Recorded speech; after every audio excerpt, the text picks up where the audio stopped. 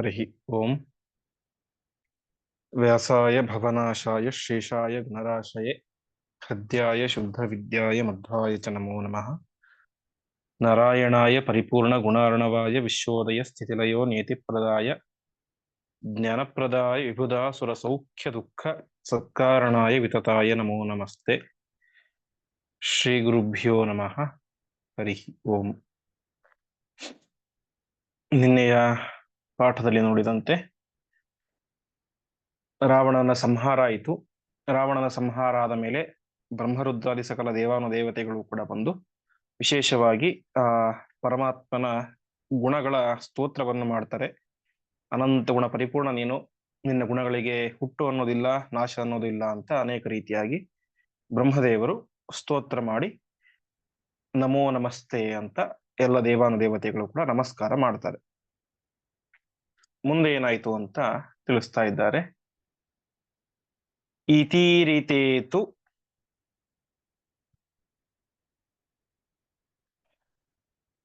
ಅಬ್ಜಭವೇನ ಶೂಲಿ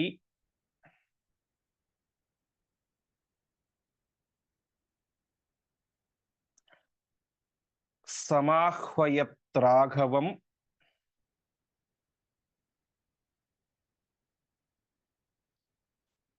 ಆಹವಾಯ.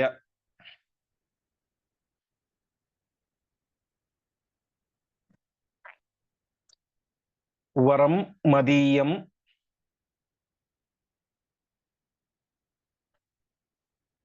ತ್ವಗಣಯ್ಯ ರಕ್ಷೋ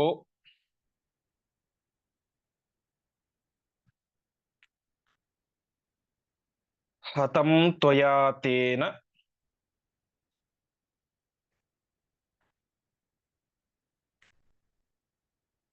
ರಣಾಯ ಮೈಹಿ.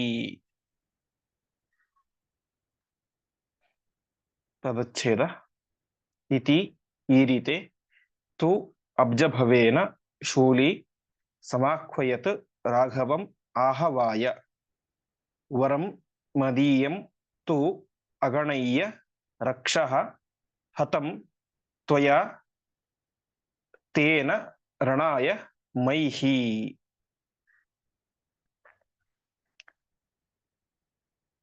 ಇಷ್ಟೆಲ್ಲ ದೇವಾನುದೇವತೆಗಳು ಕೂಡ ಸೇರಿಕೊಂಡು ರಾಮದೇವರ ಸ್ತೋತ್ರವನ್ನು ಮಾಡಿದರು. ಆವಾಗ ಸಹಜವಾಗಿ ರುದ್ರದೇವರು ಕೂಡ ಸೇರಿಕೊಂಡು ಸ್ತೋತ್ರ ಮಾಡಿದರು. ಆದರೆ ಮುಂದಿನ ಕ್ಷಣದಲ್ಲಿ ಏನಾಯಿತು,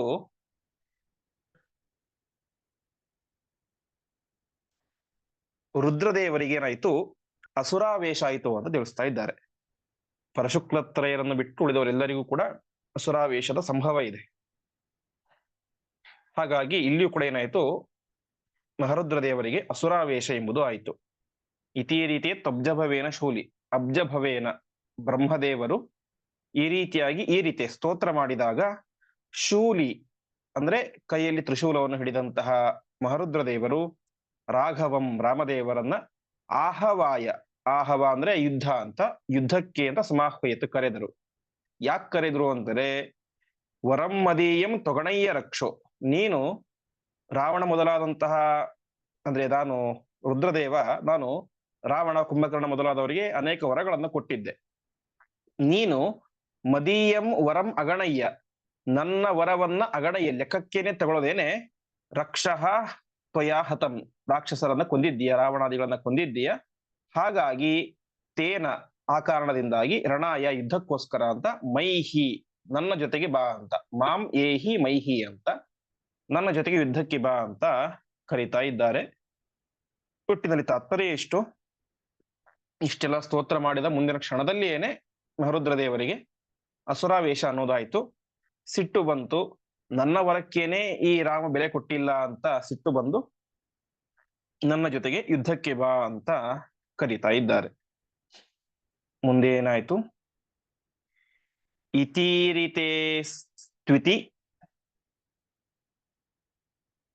ಇತೀರಿತೆ ಸ್ತುತಿ ಅಭಿದಾಯ ರಾಘವಃ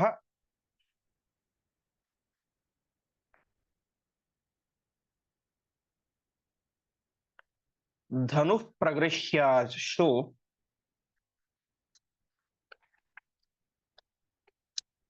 ಶರಂ ಚ ಸಂದಧೆ.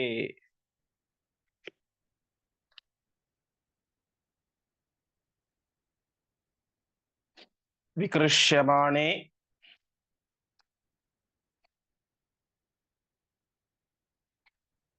ಚಲಿತಾ ವಸುಂಧರ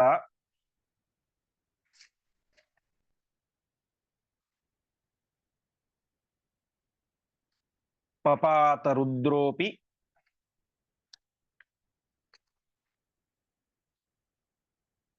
ಧರಾ ಪ್ರಕಂಪತಃ.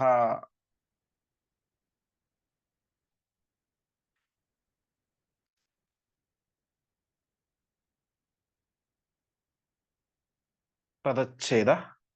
ಇತಿ ಈ ರೀತೆ, ಅಸ್ತು ಇತಿ ಅಭಿದಾಯ ರಾಘವಃ ಧನುಃ ಪ್ರಗೃಹ್ಯ ಆಶು ಶರಂ ಚ ಸಂದಧೆ ವಿಕೃಷ್ಯಮಾಣೆ ಚಲಿತಾ ವಸುಂಧರ ಪಪಾತ ರುದ್ರಃ ಅಪಿ ಧರಾ ಪ್ರಕಂಪತಃ.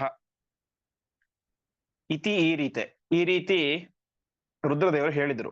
ಆವಾಗ ರಾಮದೇವರು ಏನ್ ಹೇಳಿದ್ರು, ಅಸ್ತು ಹಾಗೆ ಆಗಲಿ, ಯುದ್ಧ ಮಾಡೋಣ ಅಂತ ಹೇಳಿ ಧನುಹು ಪ್ರಗೃಹ್ಯ ಧನುಸ್ಸನ್ನ ಹಿಡಿದುಕೊಂಡು ತಾವೇ ಮಾಡಿದ್ರು, ಶರಂಚ ಸಂದದೆ ಅದಕ್ಕೆ ಬಾಣವನ್ನು ಇಟ್ಟರು. ವಿಕೃಷ್ಯಮಾಣೆ ಯಾವಾಗ ಬಿಲ್ಲಿಗೆ ಬಾಣವನ್ನು ಇಟ್ಟು ಅದನ್ನ ಎಳೆದಾಗ ವಸುಂಧರ ಚಲಿತ, ಇಡೀ ಭೂಮಿ ಏನೇ ನಡುಗಿ ಹೋಗ್ಬಿಡ್ತು ಅಂತೆ. ಭೂಮಿ ನಡುಗಿದಾಗ ಧರಾ ಪ್ರಕಂಪತಃ ಭೂಮಿ ನಡುಗಿದಾಗ ರುದ್ರೋಪಿ ಪಪಾತ ರುದ್ರದೇವರು ಕೂಡ ಕೆಳಗಡೆ ಬಿದ್ದು ಬಿಟ್ರು. ಯುದ್ಧ ಪ್ರಾರಂಭನೇ ಆಗಲಿಲ್ಲ, ಬಾಣ ಬಿಡಬೇಕು ಅಂತ ಎಳೆದಾಗಲೇನೆ ರುದ್ರದೇವರು ಕೆಳಗಡೆ ಬಿದ್ದು ಬಿಟ್ರು ಅಂತ ತಿಳಿಸ್ತಾ ಇದ್ದಾರೆ. ಮುಂದೆ ಅಥೋತ್ತಿತಶ್ಚ ಅಸುರಭಾವವರ್ಜಿತಃ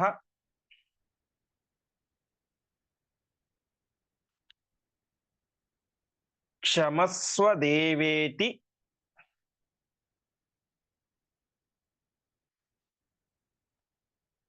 ನನಾಮ ಪಾದಯೋಃ.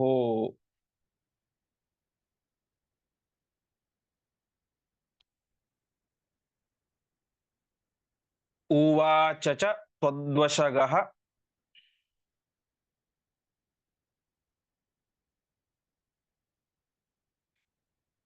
ಅಸ್ಮಿ ಸರ್ವದಾ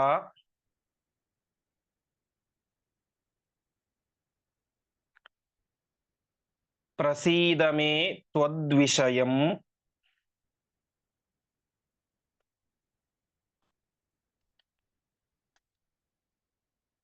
ಮನಃ ಕುರು.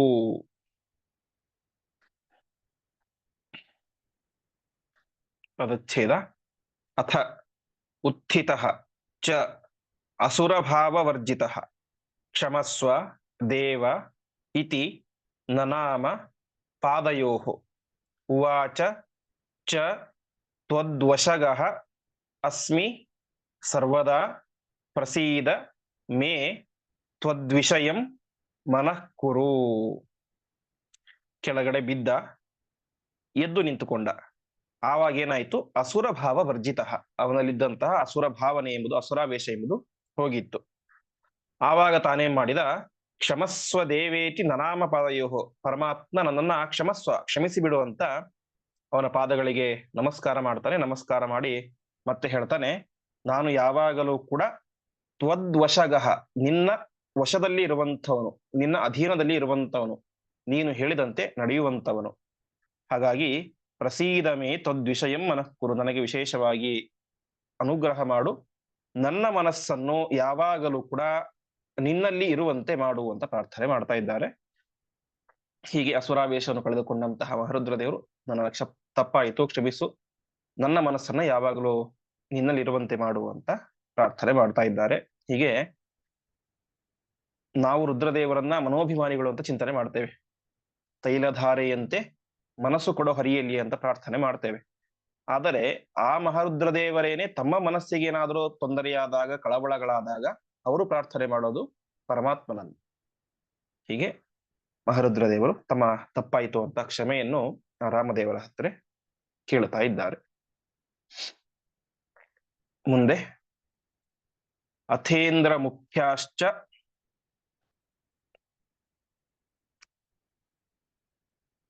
ತಮೂಚಿರೇ ಸುರಾಹ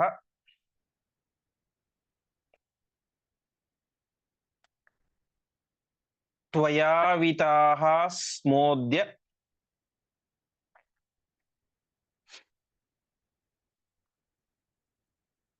ನಿಶಾಚರಾದ್ವಯಂ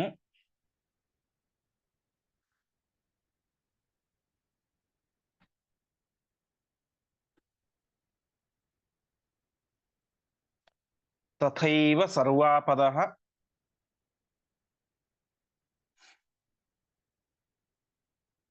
ಏವ ನಸ್ತ್ವಂ ಪ್ರಪಾಹಿ ಸರ್ವೇ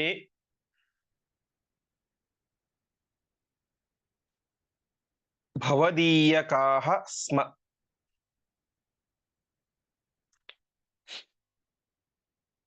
ಪದಚ್ಛೇದ.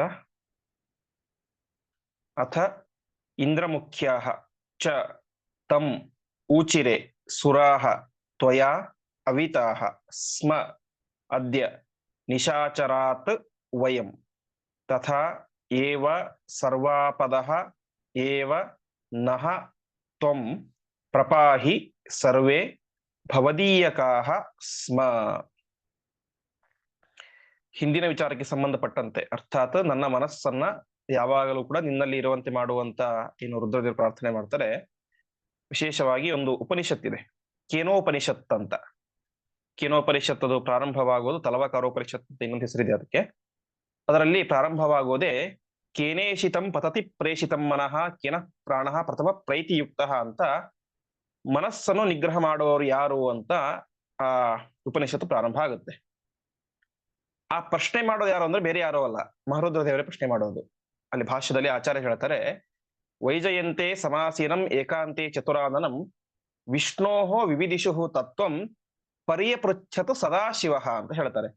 ತಪಸ್ ಮಾಡ್ತಾ ಕುಳಿತದ್ದಂತಹ ಚತುರ್ಮುಖ ಬ್ರಹ್ಮದೇವರನ್ನ ಮಹರುದ್ರ ದೇವರು ಹೋಗಿ ಪ್ರಶ್ನೆ ಮಾಡ್ತಾರೆ ಅಂತೆ, ನಮ್ಮೆಲ್ಲರ ಮನಸ್ಸನ್ನ ನಿಯಮನ ಮಾಡುವವರು ಯಾರು ಅಂತ.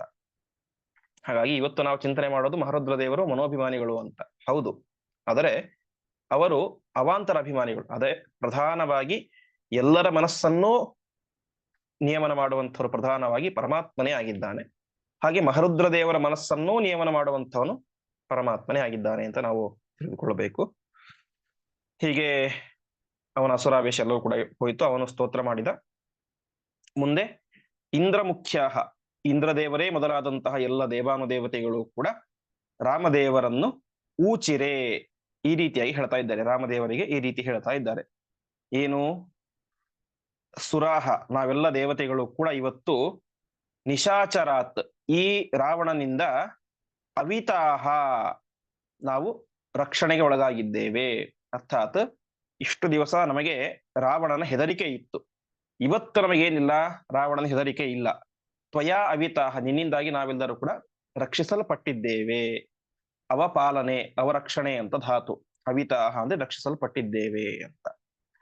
ಸರಿ, ಇವತ್ತೇನೋ ರಾವಣ ಬಂದ, ಅವನ ಕಥೆ ನಿನ್ ಮುಗಿಸಿದಿ, ನಮ್ಗೆ ರಕ್ಷಣೆ ಸಿಕ್ತು. ಅರೆ ಇಲ್ಲಿಗೆ ಮುಗಿತಾ ಈ ದುಷ್ಟರ ಕಾಟ? ಇಲ್ಲ, ಮುಂದೆ ಮತ್ತೆ ಅನೇಕ ದುಷ್ಟರು ಬರ್ತಾರೆ. ಹಾಗೆ ತಥೈವ ಸರ್ವಾಪದ ಏವ ನಸ್ತಂ, ಹೀಗೆ ಮುಂದೆ ಬರುವಂತಹ ಎಲ್ಲ ಆಪತ್ತುಗಳಿಂದಲೂ ಕೂಡ ನಹ ಅಂದ್ರೆ ನಮ್ಮನ್ನ, ಸಂಸ್ಕೃತಲ್ಲಿ ನ ಅಂದ್ರೆ ಇಲ್ಲ, ಬೇಡ ಅಂತ ಅರ್ಥ. ಅದೇ ನಹ ಅಂತಂದ್ರೆ ನಮ್ಮನ್ನ, ಒಂದು ಅನಸ್ವರ ವಿಸರ್ಗ ಸೇರಿದರೆ ನಮ್ಮನ್ನ ಅಂತ. ಬರೀ ನ ಅಂತ ಅಷ್ಟೇ ಹೇಳಿದರೆ ಬೇಡ, ನಹ ಅಂದ್ರೆ ನಮ್ಮನ್ನ ಅಂತ. ಹೀಗೆ ನಮ್ಮನ್ನ, ನಹ ನಮ್ಮನ್ನ ನೀನು ಇದೇ ರೀತಿಯಾಗಿ ಕಾಪಾಡಬೇಕು. ಪ್ರಪಾಹಿ, ಕಾಪಾಡು. ಯಾಕೆ ಅಂದ್ರೆ ಸರ್ವೇ, ನಾವೆಲ್ಲರೂ ಕೂಡ ಯಾರು?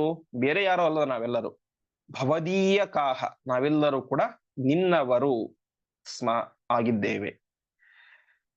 ವಾಸ್ತವಿಕವಾಗಿ ಇಲ್ಲಿ ಭವದೀಯ ಅಂತ ಹೇಳಿದ್ರೆ ಸಾಕಾಗಿತ್ತು. ಭವದೀಯ ಅಂದ್ರೆ ನಿನ್ನವರು ಅಂತ. ಆದ್ರೆ ಆಚಾರ್ಯರು ಭವದೀಯ ಕಾಹ ಅಂತ ಹೇಳಿದ್ದಾರೆ. ಹಿಂದೆ ಅನೇಕ ಸಲ ನೋಡಿದಂತೆ ಕ ಎನ್ನುವಂತಹ ಅಕ್ಷರ ಕುತ್ಸಿತ ಅರ್ಥ, ಲೋ ಲೆವೆಲ್ ಎನ್ನುವಂತ ಅರ್ಥದಲ್ಲಿ ಬರುತ್ತೆ. ಸೊ ಇಲ್ಲಿ ಏನಾಗುತ್ತೆ, ಭವದೀಯ ಕಾಹ ಅಂದ್ರೆ ನಾವು ನಿನ್ನ ಸೇವಕರು, ಅಂದ್ರೆ ಭವದೀಯ ಅಂದ್ರೆ ನಾನು ನಿನ್ನವರು ಅಂತ ಆಗುತ್ತೆ. ನಿನ್ನವರು ಅಂದ್ರೆ ನಿನ್ನ ಸ್ನೇಹಿತರು ಅಂತನೂ ಅರ್ಥ ಆಗುತ್ತೆ. ಹಾಗಾಗಿ ನಾನು ನಿನ್ನ ಸ್ನೇಹಿತರಲ್ಲ, ಇನ್ಯಾರೋ ಅಲ್ಲ, ಭವದೀಯ ಕಾಹ, ನಾವು ನಿನ್ನ ಕೆಳಗಡೆ ಇರುವಂತಹ, ನಿನ್ನ ಅಧೀನದಲ್ಲಿ ಇರುವಂತಹ ನಿನ್ನ ಸೇವಕರು ಅಂತ ತಿಳಿಸ್ಲಿಕ್ಕೋಸ್ಕರ ಆಚಾರ್ಯರು ಇಲ್ಲಿ ಭವದೀಯ ಕಾಹ ಎಂಬುದಾಗಿ ಪ್ರಯೋಗ ಮಾಡಿದ್ದಾರೆ. ಒಟ್ಟಿನಲ್ಲಿ ಎಲ್ಲ ದೇವಾನು ದೇವತೆಗಳು ಕೂಡ ಆ ಪರಮಾತ್ಮನ ವಿಶಿಷ್ಟವಾದಂತಹ ಸ್ತೋತ್ರವನ್ನ ಮಾಡ್ತಾ ಇದ್ದಾರೆ. ಮುಂದೆ ಸೀತಾಕೃತಿಂ ತಾಮಥ ತತ್ರ ಚಾಗತಾಂ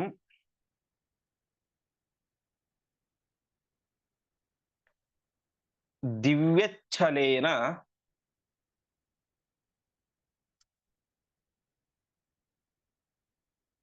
ಪ್ರಣಿಧಾಯ ಪಾವಕೆ.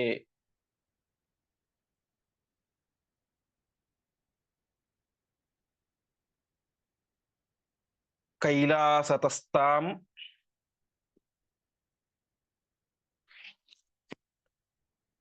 ಪುನರೇವ ಚಾಗತಾಂ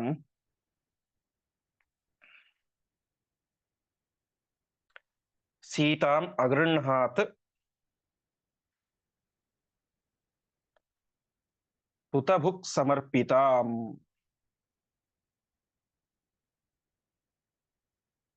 ಪದಚ್ಛೇದ ಸೀತಾಕೃತಿಂ ತಾಂ ಅಥ ತತ್ರ ಚ ಆಗತಾಂ ದಿವ್ಯಚ್ಛಲೇನ ಪ್ರಣಿಧಾಯ ಪಾವಕೆ ಕೈಲಾಸತಃ ತಾಂ ಪುನಃ ಏವ ಚ ಆಗತಾಂ ಸೀತಾಂ ಅಗೃಹಾತ್ ಹುತಭುಕ್ ಸಮರ್ಪಿತಾಂ. ಸರಿ, ಇಷ್ಟೆಲ್ಲ ಆಯಿತು. ಇಷ್ಟೆಲ್ಲ ಯುದ್ಧ ನಡೆಯೋದಕ್ಕೆ ಮೂಲ ಕಾರಣವೇನೆ ಸೀತೆಯನ್ನ, ಅರ್ಥಾತ್ ಸೀತಾಕೃತಿಯನ್ನ ರಾವಣ ಅಪಹಾರ ಮಾಡಿದ್ದಾನೆ. ಇನ್ನು ಸೀತೆಯನ್ನ ಕರೆದುಕೊಂಡು ಹೋಗಬೇಕು ವಾಪಸ್ ಅಯೋಧ್ಯೆಗೆ. ಈ ಸಂದರ್ಭದಲ್ಲಿ ಏನಾಗಿತ್ತು,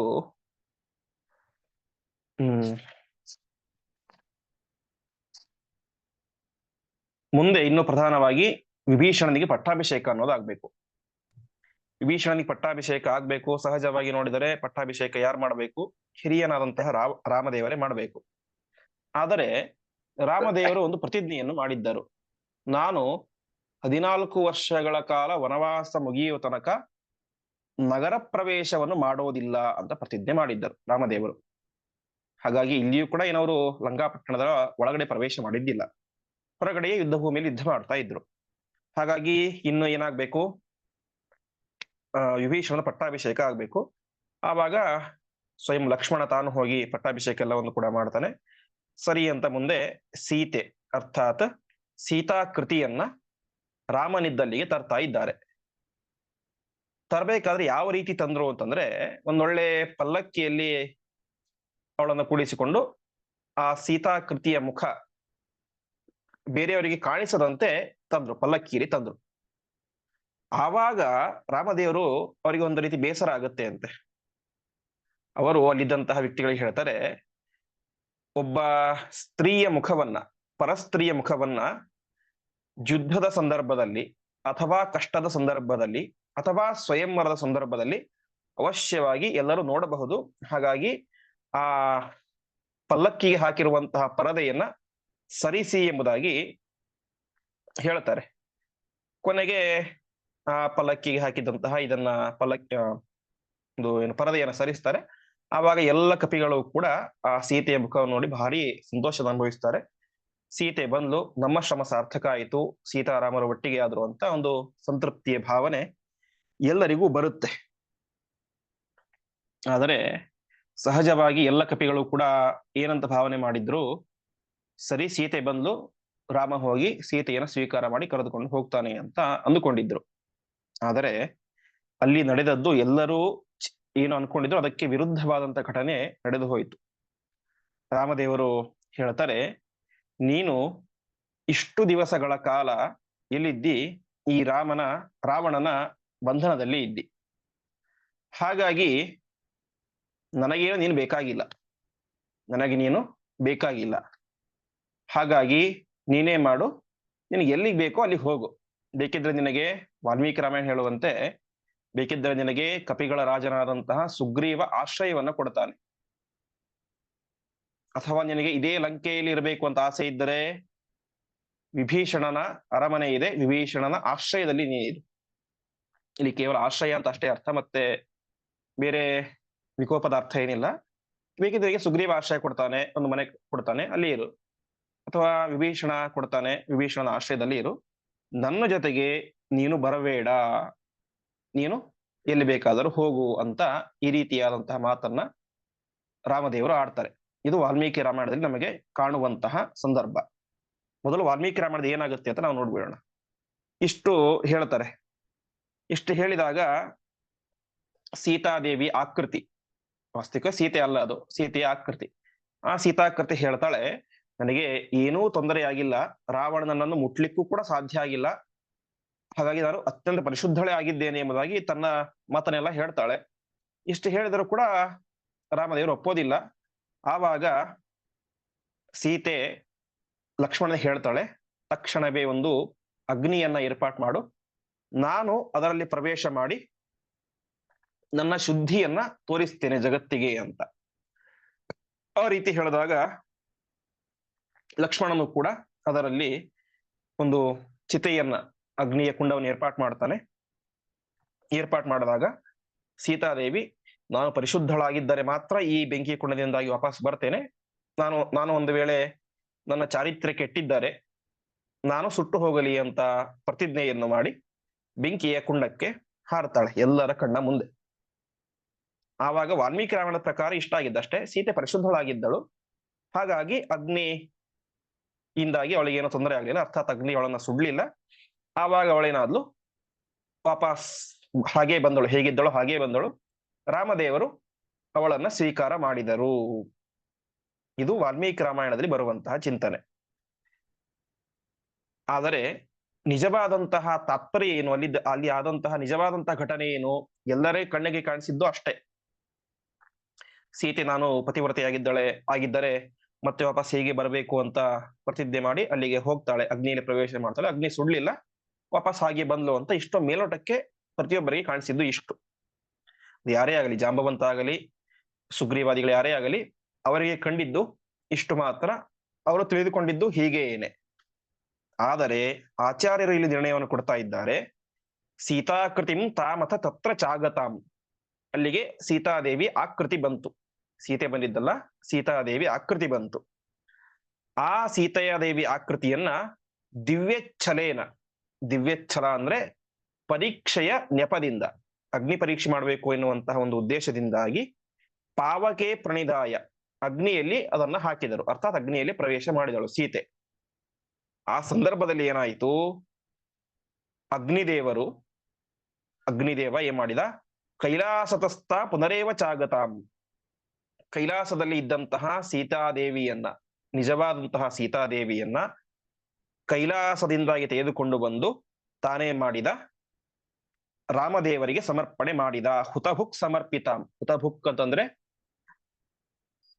ಅಗ್ನಿ, ನಾವು ಹಾಕಿದಂತಹ ಆಹುತಿಯನ್ನ ತಿನ್ನುವಂಥವನು, ಹುತಭುಕ್.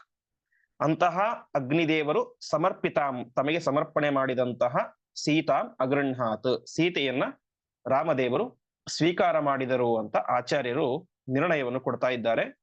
ಹಾಗಾಗಿ ಮೇಲ್ನೋಟಕ್ಕೆ ಅಲ್ಲಿ ಕಂಡಿದ್ದು ಅಷ್ಟು ಮಾತ್ರ. ಸಹಜವಾಗಿ ಅಂದ್ರೆ ಹಿಂದಿನ ಕಾಲದಲ್ಲಿ ಎಲ್ಲ ಈ ಸಂದರ್ಭ ಮಾತ್ರ ಅಂತಲ್ಲ, ಯಾರಾದರೂ ಒಂದು ದೊಡ್ಡ ತಪ್ಪು ಮಾಡಿದ್ದಾರೆ ಅಂತ ಅವರ ಬಗ್ಗೆ ಏನಾದ್ರು ಸಂದೇಹ ಬಂದ್ರೆ ಆವಾಗ ಸಹಜವಾಗಿ ಏನ್ ಮಾಡ್ತಾ ಇದ್ರು, ಒಂದು ಯಾವುದು ಸುಟ್ಟ ಬೆಂಕಿಯ ಇಟ್ಟಂತ ಒಂದು ಕಬ್ಬಿಣ ತೆಗೆದುಕೊಂಡು ಕೈಗೆ ಸುಟ್ಕೊಳ್ಳೋದು. ಅದು ದೇಹ ಸುಟ್ರೆ ಆ ವ್ಯಕ್ತಿ ತಪ್ಪು ಮಾಡಿದ್ದಾನೆ ಅಂತ, ದೇಹ ಸುಡದೆ ಹೋದರೆ ಆ ವ್ಯಕ್ತಿ ತಪ್ಪು ಮಾಡಿಲ್ಲ ಅಂತ ಹಿಂದಿನ ಕಾಲದಲ್ಲಿ, ಅರ್ಥಾತ್ ಹಿಂದಿನ ಯುಗಗಳಲ್ಲಿ, ತ್ರೇತಾ ಮುಂತಾದಂತ ಯುಗಗಳಲ್ಲಿ ಇದು ಸಹಜವಾಗಿ ಆಗ್ತಾ ಇದ್ದಂತ ಪ್ರತಿಕ್ರಿಯೆ. ಆದ್ರೆ ಸೀತಾ ಆಕೃತಿ ಒಂದು ಹೆಜ್ಜೆ ಮುಂದೆ ಹೋಗಿ ಕೇವಲ ಬೆಂಕಿಯ ಯಾವುದೋ ಒಂದು ತುಂಡು ತೆಗೆದುಕೊಂಡು ಸುಟ್ಕೊಳ್ಳೋದು ಮಾತ್ರ ಅಲ್ಲ, ಇಡೀ ದೇಹವನ್ನೇ ಬೆಂಕಿಯಲ್ಲಿ ಹಾಕಿಬಿಟ್ಲು. ಕಾರಣ ಏನು ಅಂದ್ರೆ, ಮೇಲ್ನೋಟಕ್ಕೆ ನಾ ತಪ್ಪು ಮಾಡಿಲ್ಲ ಅದನ್ನೇ ವಾಪಸ್ ಬಂದಿ ಅಂತ ಕಾಣಿಸುತ್ತೆ. ನಿಜವಾದಂತ ಆಂತರ್ಯ ಏನು ಅದನ್ನು ಆಚಾರ್ಯ ನಿರ್ಣಯದಲ್ಲಿ ಹೇಳ್ತಾ ಇದ್ದಾರೆ. ಅಲ್ಲಿ ಇದ್ದದ್ದು ಸೀತಾಕೃತಿ. ಆ ಸೀತಾಕೃತಿಯನ್ನು ಬಿಟ್ಟು ನಿಜವಾದಂತಹ ಸೀತೆಯನ್ನು ಅಗ್ನಿದೇವರು ಕೈಲಾಸ ಪರ್ವತದಿಂದಾಗಿ ತೆಗೆದುಕೊಂಡು ಬರ್ತಾರೆ. ಕೈಲಾಸ ಪರ್ವತದಿಂದ ಬಂದಂತಹ ನಿಜವಾದಂತಹ ಸೀತಾದೇವಿಯನ್ನ ರಾಮದೇವರು ಸ್ವೀಕಾರ ಮಾಡಿದರು. ಇದು ನಿಜವಾಗಿಯೂ ಆದಂತಹ ಒಂದು ಕೆಲಸ ಅಂತ ಆಚಾರ್ಯರು ಇಲ್ಲಿ ನಿರ್ಣಯವನ್ನು ಕೊಡ್ತಾ ಇದ್ದಾರೆ. ಹೀಗೆ ಒಟ್ಟಿನಲ್ಲಿ ಸೀತಾದೇವಿ ರಾಮದೇವರೊಟ್ಟಿಗೆ ಸೇರಿದಳು. ಇದು ಕೂಡ ಮೇಲ್ನೋಟದ ಅರ್ಥ. ವಾಸ್ತವಿಕವಾಗಿ ಸೀತೆಗೆ ಆಗಲಿ ಅಥವಾ ರಾಮದೇವರಿಗೆ ಆಗಲಿ ಎಂದೂ ಕೂಡ ವಿಯೋಗ ಅನ್ನೋದಿಲ್ಲ. ನಿತ್ಯ ಅವಿಯೋಗಿನಿಗಳು ಸೀತಾರಾಮರು. ಲೋಕದ ದೃಷ್ಟಿಗೆ ಅವರಿಬ್ಬರು ಕೂಡ ಒಂದಾದಂತೆ ಕಾಣಿಸಿಕೊಂಡರು. ಮುಂದೆ ಜಾನನ್ ಗಿರೀಶಾಲಯಗಾಂ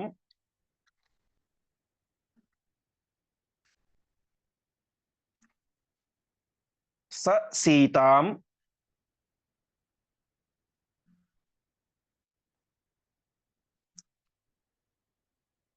ಸಮಗ್ರಹೀತ್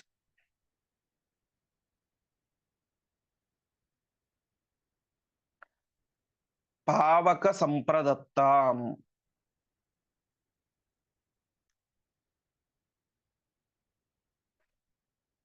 ಮುಮೋದ ಸಂಪ್ರಾಪ್ಯ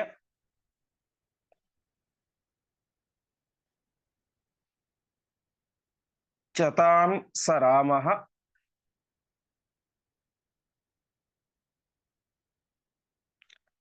ಸಾ ಚೈವ ದೇವಿ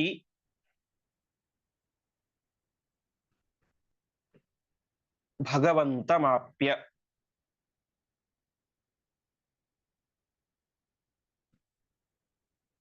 ಪದಚ್ಛೇದ. ಜಾನನ್ ಗಿರೀಶಾಲಯಗಾಂ ಸಹ ಸೀತಾಂ ಸಮಗ್ರಹೀತ್ ಪಾವಕ ಸಂಪ್ರದತ್ತಾಂ ಮುಮೋದ ಸಂಪ್ರಾಪ್ಯ ಚ ತಾಂ ಸಹ ರಾಮಃ ಸಾ ಚ ಏವ ದೇವಿ ಭಗವಂತಂ ಆಪ್ಯ. ಹಾಗಾದ್ರೆ ಈ ವಿಚಾರ ರಾಮದೇವರಿಗೆ ಗೊತ್ತಿರ್ಲಿಲ್ವಾ ಅಂತಂದ್ರೆ, ಜಾನನ್ ಗಿರೀಶಾಲಯಗಾಂ ರಾಮದೇವರಿಗೂ ಈ ವಿಚಾರ ಗೊತ್ತಿತ್ತು. ಏನಂತ? ಗಿರೀಶಾಲಯಗಾಂಸ ಸೀತಾಂ. ಗಿರೀಶ ಅಂದ್ರೆ ರುದ್ರದೇವರು, ಅವರ ಆಲಯಗಾಂ, ಆಲಯ ಅಂದ್ರೆ ಮನೆ, ಕೈಲಾಸ ಪರ್ವತದಲ್ಲಿ ಸೀತೆ ಇದ್ದಾಳೆ ಅಂತ ಗೊತ್ತಿತ್ತು. ಹೀಗೆ ತಿಳಿದುಕೊಂಡಂತಹ ರಾಮದೇವರು ಪಾವಕ ಸಂಪ್ರದತ್ತಾಂ, ಅಗ್ನಿ ತಂದು ಕೊಟ್ಟಂತಹ ಆ ಸೀತೆಯನ್ನ ಸಮಗ್ರಹಿ ಸ್ವೀಕಾರ ಮಾಡಿದರು. ಸ್ವೀಕಾರ ಮಾಡಿ ಏನಾದ್ರು ತಾಂ ಸಂಪ್ರಾಪ್ಯ ಸಹ ರಾಮ ಮುಮೋದ, ಆ ಸೀತೆಯನ್ನು ಸಂಪ್ರಾಪ್ಯ ಪಡೆದಂತಹ ರಾಮದೇವರು ಮುಮೋದ ಭಾರಿ ಸಂತೋಷ ಪಟ್ರು. ಸಾಚೈವ ದೇವಿ ಭಗವಂತ ಮಾಪ್ಯ, ಆ ಸೀತಾದೇವಿ ಕೂಡ ರಾಮದೇವರನ್ನು ಹೊಂದಿ ಮುಮೋದ ಸಂತೋಷ ಪಟ್ಲು ಅಂತ ತಿಳಿಸ್ತಾ ಇದ್ದಾರೆ. ಇಲ್ಲಿಯೂ ಕೂಡ ಪ್ರಧಾನ ಅದೇ, ಲೋಕದ ಜನರಿಗೆ ಕಾಣುವಂತೆ, ಸುಗ್ರೀವಂತಂಥವಿಗೆ ಗೊತ್ತಾಗುವಂತೆ ಸೀತಾರಾಮರು ಒಂದಾಗಿ ಬಿಟ್ರು. ಇಬ್ಬರಿಗೂ ಭಾರಿ ಆನಂದ ಆಯಿತು. ರಾಮನನ್ನು ನಾನು ನೋಡಿದಾಗ ಮೊದಲು ಅಳ್ತಾ ಇದ್ದ. ಸುಗ್ರೀವ ರಾಮನ ಭೇಟಿಯಾದಾಗ ಸಹಜವಾಗಿ ನನ್ನ ಹೆಂಡತಿನೂ ಕೂಡ ಕಳೆದು ಹೋಗಿಬಿಟ್ಟಿದ್ದಾಳೆ ಅಂತ ತುಂಬಾ ದುಃಖ ಪಡ್ತಾ ಇದ್ದ. ಇವತ್ತು ಅವನಿಗೆ ಭಾರಿ ಆನಂದ ಆಯಿತು ಅಂತ ಸುಗ್ರೀವ ಭಾವಿಸಿದ. ಉಳಿದವರೆಲ್ಲರೂ ಕೂಡ ಹಾಗೇ ಭಾವಿಸಿದರು. ಆದರೆ ನಿಜವಾಗಿ ಯಾವತ್ತೂ ಕೂಡ ವಿಯೋಗ ಇಲ್ಲದೆ ಇರುವಂಥವರು ಈ ಸೀತಾರಾಮರು, ಸಾಕ್ಷಾತ್ ಲಕ್ಷ್ಮೀನಾರಾಯಣರು. ಹೀಗೆ ಅವರಿಬ್ಬರು ಸೇರಿದವರಂತೆ ಆನಂದ ಪಟ್ಟರು. ಅದರ ಮೂಲಕ ಅಲ್ಲಿ ನಡೆದಂತಹ ಪ್ರತಿಯೊಬ್ಬರಿಗೂ ಕೂಡ ಆನಂದ ಆಯಿತು ಅಂತ ತಿಳಿಸ್ತಾ ಇದ್ದಾರೆ. ಹೀಗೆ ರಾವಣಾದಿಗಳ ಸಂಹಾರ, ರುದ್ರದೇವರಲ್ಲಿ ಇದ್ದಂತಹ ಅಸುರಾವೇಶವು ಹೋಯಿತು. ಸೀತಾದೇವಿಯು ಕೂಡ ರಾಮದೇವರೊಟ್ಟಿಗೆ ಸೇರಿಕೊಂಡಳು. ಇಷ್ಟು ವಿಚಾರ ಆಯಿತು. ಮುಂದೆ ಮತ್ತೆ ಇನ್ನು ಅನೇಕ ವಿಚಾರಗಳನ್ನ ಆಚಾರ್ಯರು ನಿರ್ಣಯಾತ್ಮಕವಾಗಿ ತಿಳಿಸ್ತಾ ಹೋಗ್ತಾರೆ. ಮತ್ತೆ ಆ ಉಳಿದ ವಿಚಾರಗಳನ್ನ ನಾಳೆ ಪಾಠದಲ್ಲಿ ನೋಡೋಣ ಎಂಬುದಾಗಿ ಹೇಳ್ತಾ ಇಂದಿನ ಪಾಠವನ್ನ ಶ್ರೀಕೃಷ್ಣ ಅರ್ಪಣಮಸ್ತು.